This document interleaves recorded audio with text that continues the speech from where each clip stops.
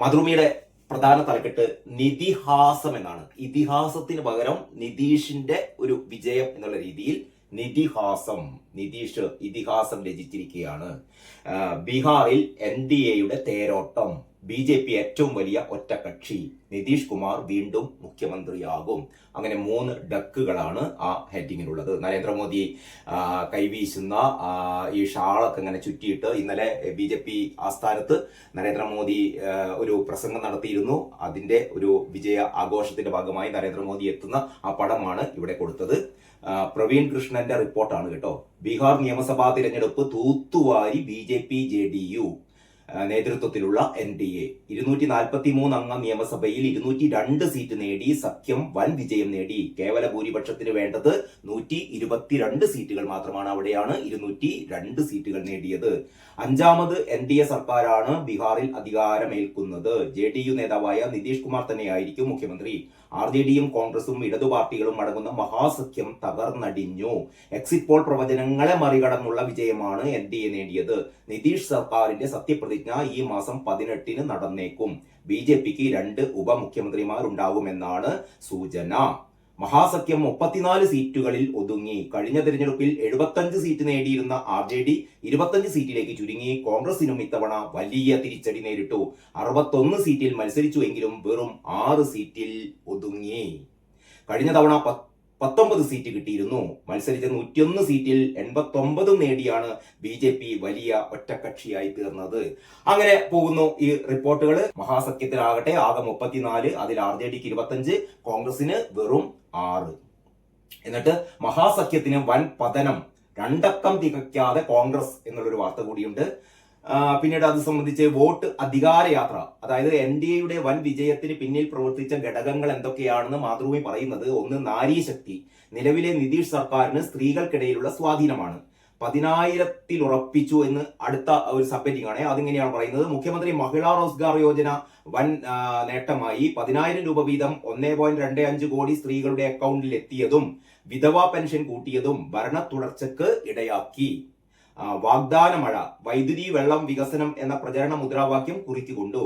പിന്നെ ചിരാഗിന്റെ കരുത്ത്. ചിരാഗ് പാസ്വാന്റെ പാർട്ടിയിലൂടെ ലഭിച്ച ദളിത് വോട്ടുകൾ. 1 സീറ്റ് ഉണ്ടായിരുന്ന ചിരാഗിന്റെ പാർട്ടി ഇത്തവണ 19 സീറ്റുകളാണ് നേടിയത്. അപ്പൊ ഇത്രയൊക്കെയാണ് ഒരു NDA ഒരു മുൻതൂക്കമല്ല, ഈ ഗംഭീര വിജയത്തിനുള്ള വഴിയൊരുക്കിയത് എന്നാണ് പറയുന്നത്. രാഹുൽ ഗാന്ധി നടത്തിയിരുന്ന വോട്ട് അധികാരയാത്രയുണ്ടല്ലോ, യഥാർത്ഥത്തിൽ അത് വോട്ട് ചോർത്താനേ ഉപകരിച്ചുള്ളൂ. രാഹുൽ ഗാന്ധി ഇനിയെങ്കിലും രാഹുൽ ഗാന്ധിക്ക് നല്ല ബുദ്ധി തോന്നണമേ എന്നാണ് പാവം കോൺഗ്രസ്സുകാരുടെയൊക്കെ പ്രാർത്ഥന കേട്ടോ.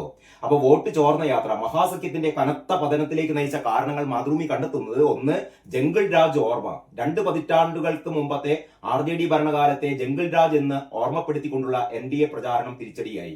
മറ്റൊന്ന്, ദുർബലമായ കോൺഗ്രസിന്റെ സംഘടനാ സംവിധാനം ദുർബലമായത് പ്രചാരണത്തെ ഉൾപ്പെടെ ബാധിച്ചു. മറ്റൊന്ന്, സൗഹൃദ മത്സരമാണ്. ഏറ്റവും പ്രധാനം അതായിരുന്നു കേട്ടോ, സൗഹൃദ മത്സരം. അതായത് 70 സീറ്റ് വേണമെന്നായിരുന്നു കോൺഗ്രസ് ആവശ്യപ്പെട്ടത്. എന്നാൽ സഖ്യം അനുവദിച്ചത് 54 സീറ്റ്. 6 സീറ്റിൽ കോൺഗ്രസ് RJD സ്ഥാനാർത്ഥികൾക്കെതിരെ സൗഹൃദ മത്സരം എന്ന പേരിൽ പോരിനിറങ്ങി. ഇത് സഖ്യത്തിൽ ചെറുതായെങ്കിലും വിള്ളലുണ്ടാക്കി, ചെറുതായിട്ടൊന്നല്ല വലുതായിട്ട് തന്നെ വിള്ളലുണ്ടാക്കി എന്ന് പറഞ്ഞാൽ യോജിച്ചു നിൽക്കേണ്ട പാർട്ടികൾ പരസ്പരം മത്സരിക്കുന്ന കാഴ്ചയാണ്. യഥാർത്ഥത്തിൽ 11 മണ്ഡലങ്ങളിൽ RJDയും കോൺഗ്രസും ഒരുമിച്ച് നിൽക്കേണ്ടതിന് പകരം RJDക്കെതിരെ കോൺഗ്രസ് മത്സരിക്കുകയായിരുന്നു. കമ്മ്യൂണിസ്റ്റ് പാർട്ടികൾക്കെതിരെ പോലും കോൺഗ്രസ് മത്സരിക്കുന്ന ഒരവസ്ഥ അവിടെയുണ്ടായി. എന്ന് പറഞ്ഞാൽ കൂട്ടായിട്ട് BJPയെ എതിർക്കുക എന്ന് പറഞ്ഞൊരു നയപരിപാടി ഉപേക്ഷിച്ച് അവർ പരസ്പരം പോരടിക്കാൻ തുടങ്ങുന്നുണ്ട്. ഇപ്പം പറയുന്നു ഇന്നലത്തെ ഈ TV ചർച്ച കണ്ടവർക്കൊക്കെ അറിയാം. കോൺഗ്രസ് നേതാക്കൾ മുഴുവൻ വന്നിരുന്നു പറയുന്നത്, അത് 65 ലക്ഷം പേരെ വോട്ടർ പട്ടികയിൽ നിന്ന് ഒഴിവാക്കി, വേറൊരു 25 ലക്ഷം പേരെ കൂട്ടിച്ചേർത്തു. മുഴുവനും ഇലക്ഷൻ കമ്മീഷനാണ് കളിച്ചത്. സംഘടനാ തലത്തിൽ, താഴെ തട്ടിൽ സംഘടനാ തലം കോൺഗ്രസിന് ദുർബലമല്ല. കോൺഗ്രസിന് അവിടെ പ്രവർത്തിക്കാൻ ആളുകളില്ല. പരസ്പരം പോരടിക്കുകയാണ്. ഒരു സഖ്യത്തിൻ്റെതായ യാതൊരു തരത്തിലുള്ള ഒത്തൊരുമയും ഉണ്ടായില്ല.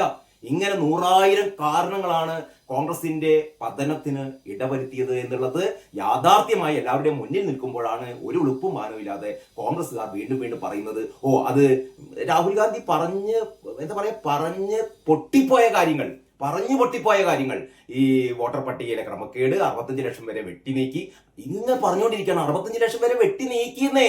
ആ വെട്ടി നീക്കിയത് കള്ളവോട്ട് ചെയ്യുന്ന ആൾക്കാരാണ്, ഈ ഇരട്ട വോട്ടുകളുള്ള ആൾക്കാരാണ്, മരിച്ചുപോയ ആൾക്കാരാണ്.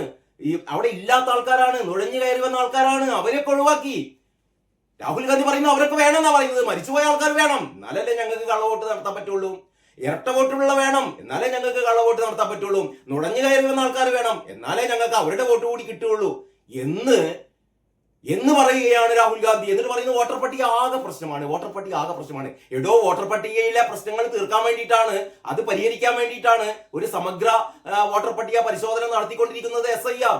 ആ SIR വളരെ കൃത്യമായി ബീഹാറിൽ നടപ്പിലാക്കി. അവിടെ ഒരാൾ പോലും പരാതിയായി വന്നില്ല എന്നാണ് ഇലക്ഷൻ കമ്മീഷൻ. ഇവര് പറയുന്നുണ്ടല്ലോ 65,000 പേരെ ഒഴിവാക്കിയെന്ന്. 65,000 പേരെ ഒഴിവാക്കിയതിൽ ഒരാൾ പോലും ഞങ്ങളെ ഒഴിവാക്കി എന്ന് പറഞ്ഞിട്ട് ഇലക്ഷൻ കമ്മീഷൻ സമീപിച്ചില്ല. എന്താ അതിന്റെ അർത്ഥം? ഒഴിവാക്കിയത് മുഴുവനും മരിച്ചുപോയ ആൾക്കാരാണ്, അവിടെ ഇല്ലാത്ത ആൾക്കാരാണ്, നുഴഞ്ഞു കയറി വന്ന ആൾക്കാരാണ്. അവരാരും ഇലക്ഷൻ കമ്മീഷനെ സമീപിക്കില്ലല്ലോ ഞങ്ങൾക്ക് വോട്ട് വേണമെന്ന് പറഞ്ഞിട്ട്. അപ്പോൾ ഇലക്ഷൻ കമ്മീഷൻ അവിടെ ഒരു ശുദ്ധീകരണ പ്രക്രിയയാണ് നടപ്പാക്കിയത്. ശുദ്ധീകരണ പ്രക്രിയ നടപ്പാക്കിയപ്പോൾ കോൺഗ്രസിന് കൊണ്ടു. അത് തന്നെ ഇത്രയും കാലം കോൺഗ്രസ്സുകാര് അത്യാവശ്യം വോട്ട് പിടിച്ചത് ഇമ്മാതിരി തോന്നിവാസം, ഇമ്മാതിരി കള്ളത്തരങ്ങള്, ഇമ്മാതിരി ഇരട്ട വോട്ടും മരിച്ചുപോയവരുടെ വോട്ടൊക്കെ ചെയ്തിട്ടാണ് കോൺഗ്രസ്സുകാർ അവിടെ അധികാരം നിലനിർത്തി അല്ലെങ്കിൽ ഭരണത്തിൽ വന്നത്. അതൊക്കെ പോയി. എന്നിട്ട് രാഹുൽ ഗാന്ധി വന്നിട്ട് ബോംബ് ഹൈഡ്രജൻ ബോംബ് പൊട്ടിക്കാൻ പോവുകയാണ്. എന്തൊക്കെയാണ് രാഹുൽ ഗാന്ധി പറഞ്ഞുകൊണ്ടിരിക്കുന്നത്?